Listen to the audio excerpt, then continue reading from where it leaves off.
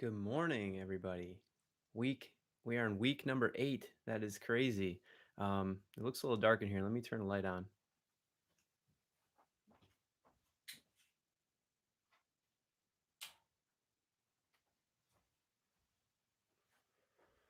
All right, it's a little better. Yeah, it is a rainy, gloomy day here in Southern California, and we'll just jump right into it. So today's line comes from the 25 Tuesday book. It is a donation based book that I wrote. It's got 25 2-5 lines, long 2-5s and short 2-5s. And it is, like I said, donation based. So if you can give and buy it, great. If you can't, it's all good too. This is lick number 13. This is actually one of my favorite lines I wrote from there because I'm using, you'll hear in a second, I'm using a lot of triplets. I'm using eighth note triplets in the short 2-5, which is the 2 and the 5 in one bar, and then I'm switching to eighth notes when I get to the one chord.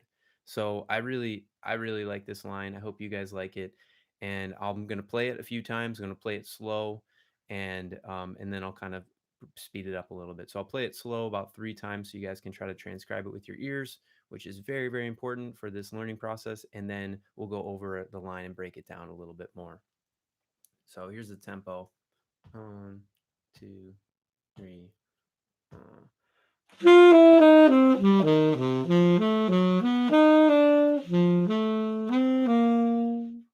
keep going with that. Sorry.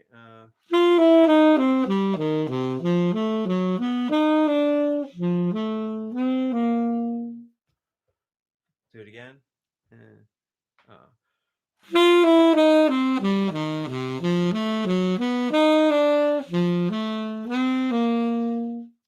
right, and I'll just play it a little faster one time for you guys. So if I play it here, ba po tu da po tu. So I'm subdividing the triplets in my head. Da po tu da po tu da po. Feeling that pulse. Ba po tu ba. Uh.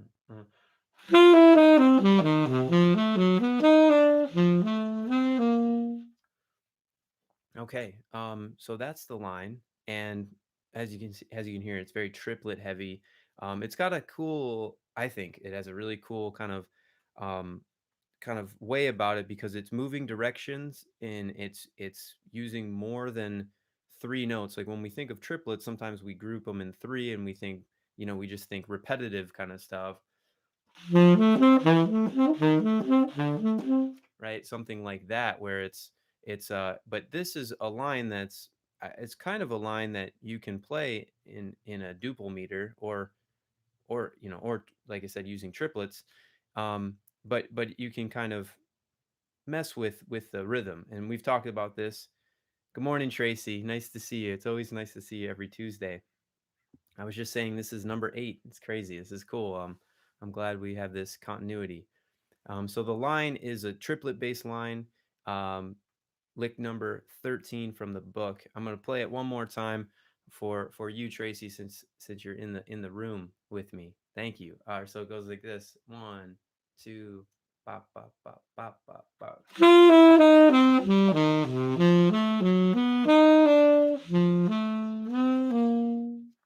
All right.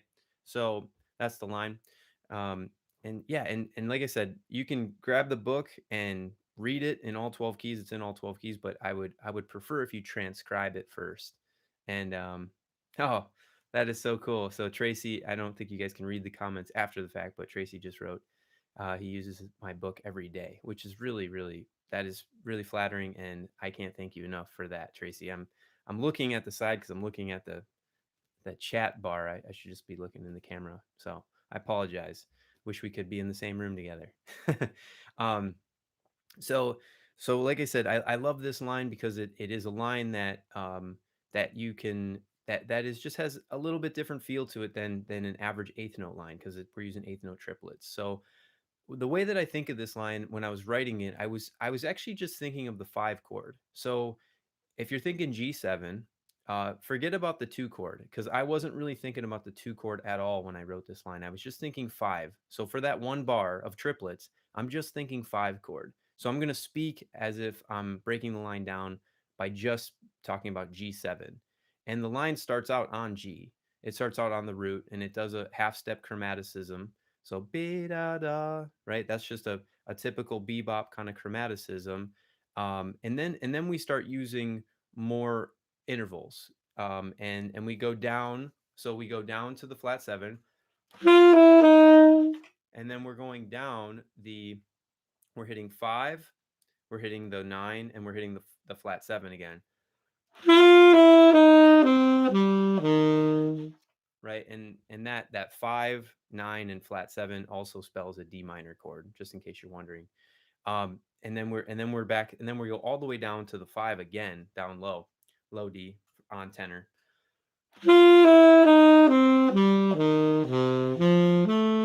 So I'm just going 5, 1, 3 there, which is just a G major triad in second inversion. And so ba do ba ba ba ba ba. Sorry, ba ba. And then we're playing. This next part is where it gets a little bit like makes your ears go, ooh, what was that? This next line is basically the tritone sub, and it's just a triad. So I'm gonna play from that G major triad. Here's the tritone sub, and then I'm resolving a half step down to the three of the one chord. All right, and then I'm ending it with a typical ending line, or like an ending cliche, which is a uh, somewhat of an enclosure around the one. So here we go from what I just played. So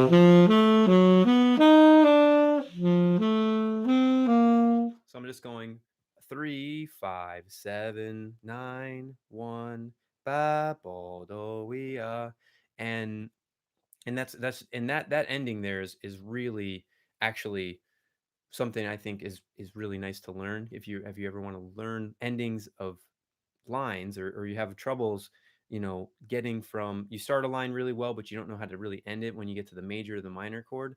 This is a nice line to, or a nice kind of idea. I can't think this morning. Nice idea to end on. So right, and all that is really three. Yeah, so 3, 5, 7, 9, 1. And if you just take that three and you moved it down an octave, you're getting this. Right, and that's, I mean, you hear that in birds playing. So it's just basically making a little bit of a leap down. So you could do that with a lot of different chords. It's called some people call it a pivot. So you're just pivoting down. So and you can practice that way. You can practice your arpeggios that way. You can practice diatonic arpeggios that way. So if we practice, like, let's say, since we're in the key of C, if we practice our C, um, LJ, LJ just wrote, "You're awesome, Chris." Thank you, LJ. I appreciate that. Um, Much appreciated. Thank you so much. I can't thank you guys enough for being here. Um, what I was saying is practicing pivots. So that last line that I played was, or that the ending of that line was a pivot. So feel free to practice pivots. I think they're really really important for this language, this bebop language, to have pivots in your playing. So if you want to practice that over something you might already know, which is maybe diatonic arpeggios, so like something like this. Right, that's our diatonic arpeggio in C major, B flat concert, and you can practice your pivots that way. So you can go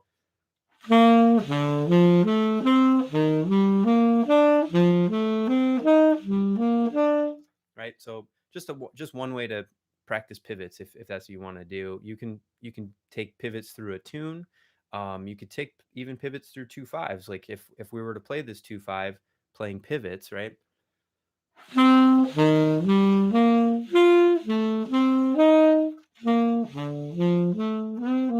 Right. So um, I don't know how we got on this pivot thing, but it's part of this line. But really, the main thing in this line that I think stands out, that I really enjoy about it, is that you're playing a line that is starting in a triplet or a triple meter kind of feel, and then you're ending it in a duple meter kind of feel. So I'm going to play the line again, and just try to, and getting that feel between 3 and 2 is really important for your time feel. So if anything, if even if you don't like the line, write a line like this so that you can get that feel between triple and duple and back and forth, and that is just going to help your time in general and your time feel. So, and that's important. I mean, maybe the most important thing, to have really good time feel. So let me play it again, and then feel that triple and duple kind of difference. And then, and maybe, and start singing it. Start singing the rhythm. Ba ba ba da da da da ba ba ba ba boo boo da do da do da da da da da da da. Right. So that's triple and duple. All right. So one, two, ba ba ba. Oh, what am I playing?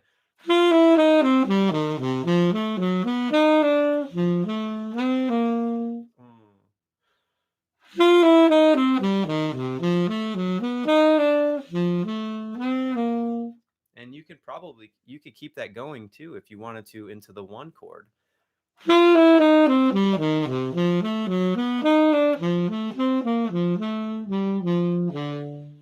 Right, so I extended it there. I kept that triple feel going, and then I kind of ended it a little bit later. I prolonged the ending.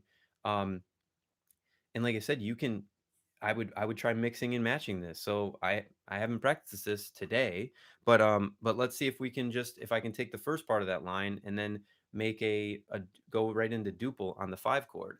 One, two, ba, ba, ba,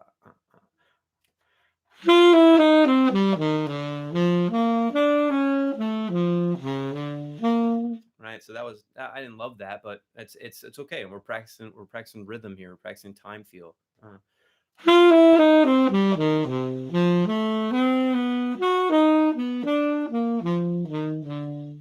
Right? So all I did there was basically extended my triplet ideas from the first line and made it into eighth notes. And you can do this with eighth note triplets and 16th notes. Anything that's going triple to duple, or triplets to 16th notes, triplets to eighth notes, is what I'm saying there, is going to help your time feel. And this line kind of is the epitome of that, and I just really like the line. And it kind of spawned from a line that is pretty much like kind of like a cliche line, or a line that I like to play a lot, that I hear a lot. uh,